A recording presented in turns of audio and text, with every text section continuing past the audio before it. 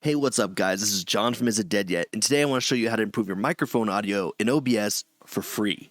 This will help improve your audio for your live streams, commentaries, podcasts, whatever reason you need to use a microphone in OBS. Now, every microphone is different, so each one is going to have its own kind of sound and feel to it, so you got to kind of play with these things in order to make it fit for your microphone and your voice. So today I want to go over basic EQ, basic compression, and your signal chain.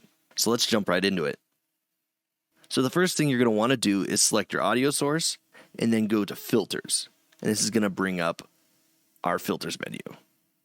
So as you can see here, I already have some filters and a signal chain set up, but we're going to go ahead and start from the beginning and do it from scratch. So let me get these out of here. So you should be able to hear now what this sounds like without any of the EQ or compression. And then we're also going to take out the noise gate and noise suppression. So this is clean. There's nothing on it. It's just the microphone into my interface into OBS. So then we're going to throw on this noise suppression, which I just use this one that's set up with OBS.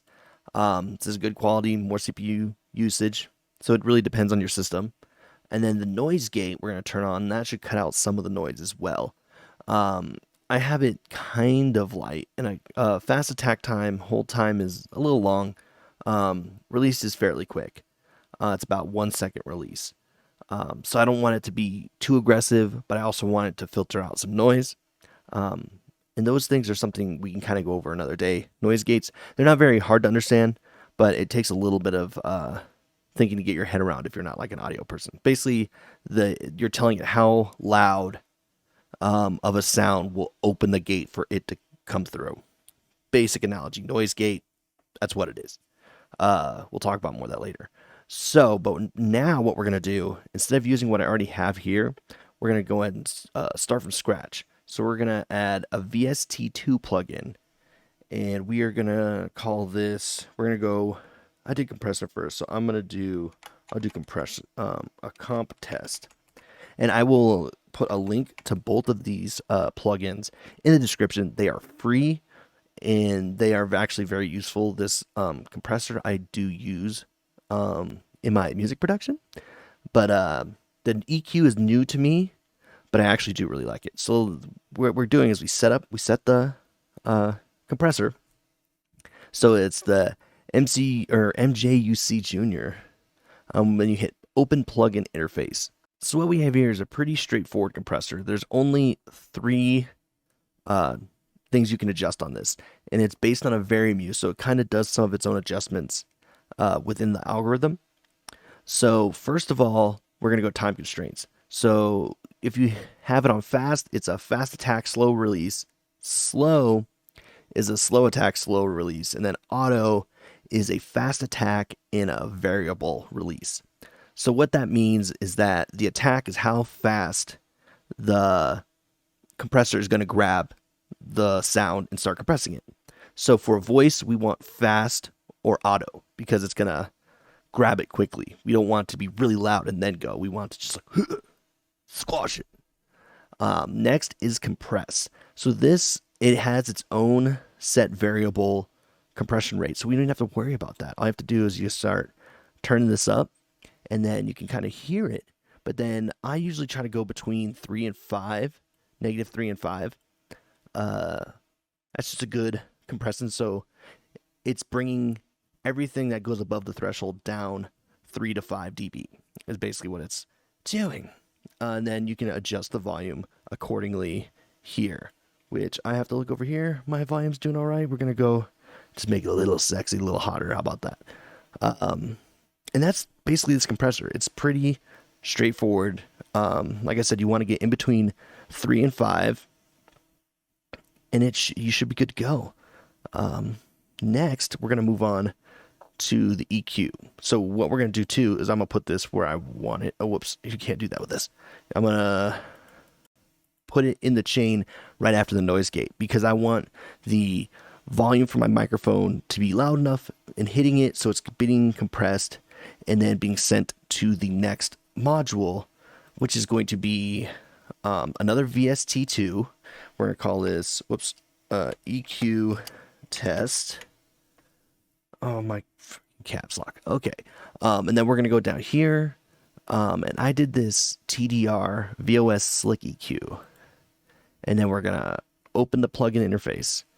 I like this thing. So there's a bunch of different things that you can do. You can change the style of EQ, which all have their own kind of flavor, because it is going to color your voice to a certain extent.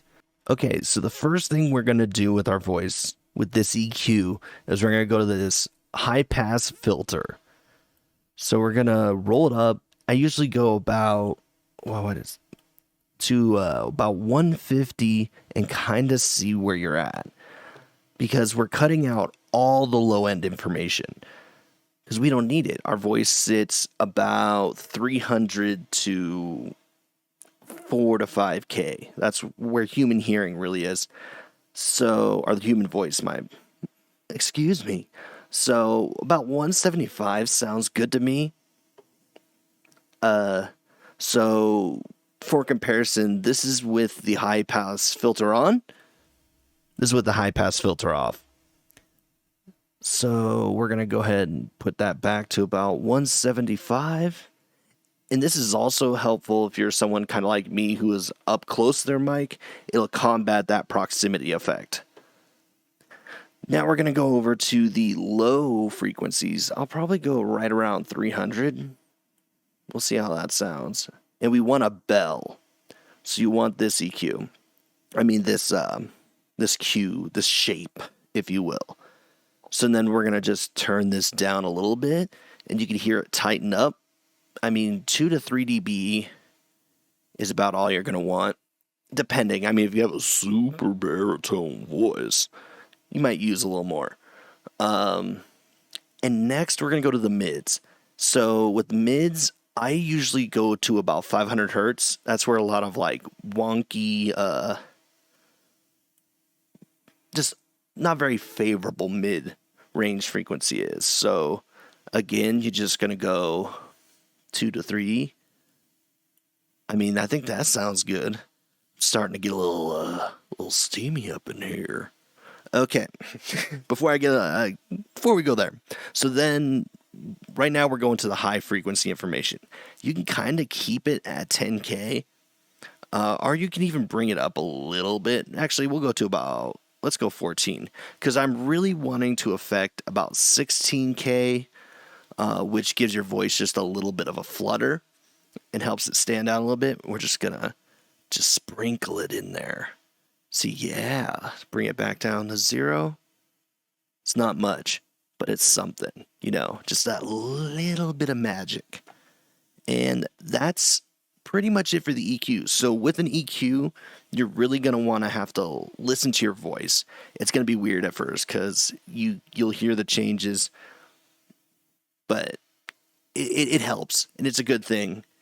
And it's going to vary, like the high-pass filter usually don't want to go above 200, so between 150 to 200 is where you're really looking at. With the low end, I know I have a little bit of a lower voice, so I go to 300-ish, and I bring it down. Like I said, 500 is just kind of that boxy mid wonkiness. So that's just kind of where I go, and then the little bit of flutter. There's other things on here. You can add saturation to make your voice sound a little distorted.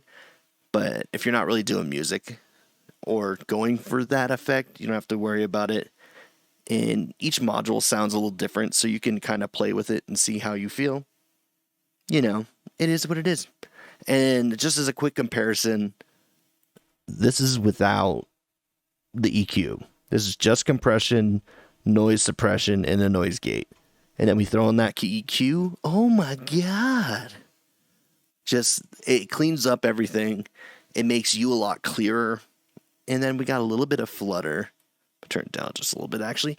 And yeah, you could do auto gain, so you're not having to mess with the output, which is what we're going to next. So let's go ahead and move this bad boy right there. And then we're going to move on to our limiter.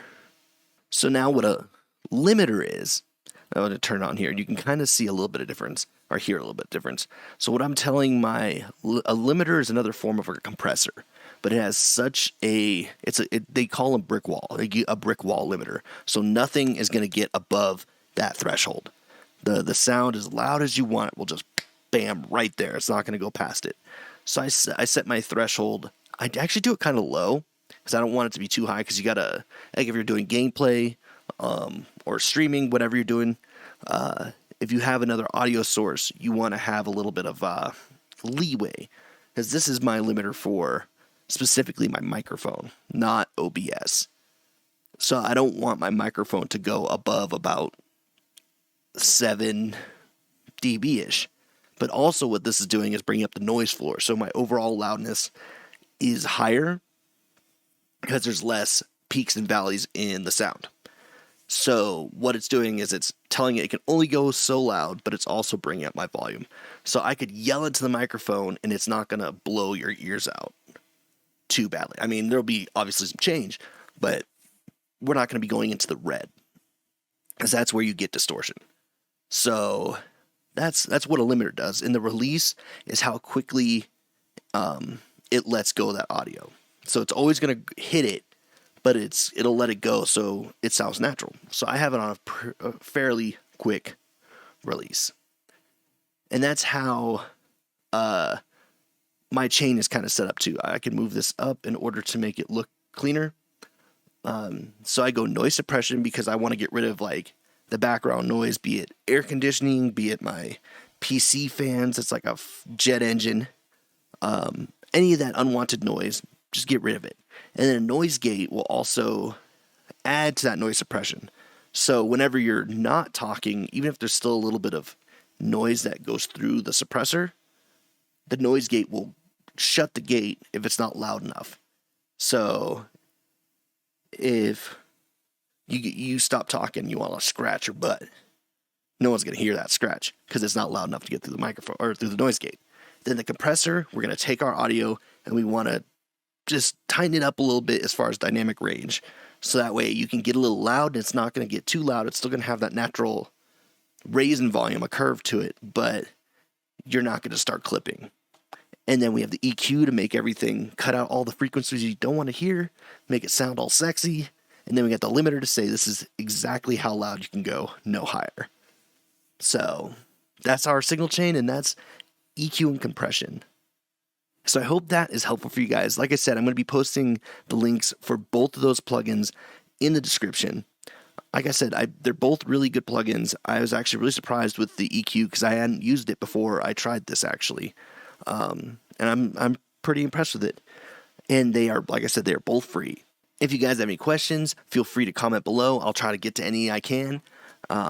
There's a lot of resources out there on more on how compressors work or EQs work, and you can find charts in things. There's a lot. It's a deep subject, but this is, I think, a good start. Is that 3 to 5 dB compression? Cut those lows out, scoop them just a little bit, especially in the mids. Give yourself a little flutter. You're good to go. So until next time, I'm John with Is Dead Yet, and I'll see you guys later.